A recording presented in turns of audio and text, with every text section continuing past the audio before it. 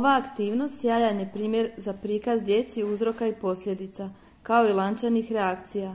Ova aktivnost je demonstracija djelovanja plina koji nastaje miješanjem octa i sode bikarbone. Za ovu aktivnost potrebni su vam ocat, soda bikarbona, lijevak, balon i prazna plastična boca.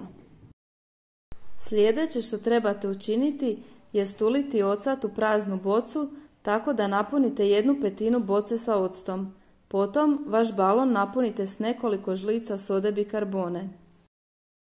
Nakon što ste balon napunili sodom, pažljivo ga stavite na vrh boce te ga ispravite kako bi se soda iz njega istresla unutar boce. Čvrsto držite bocu i balon te promatrajte što se događa unutar boce i s balonom.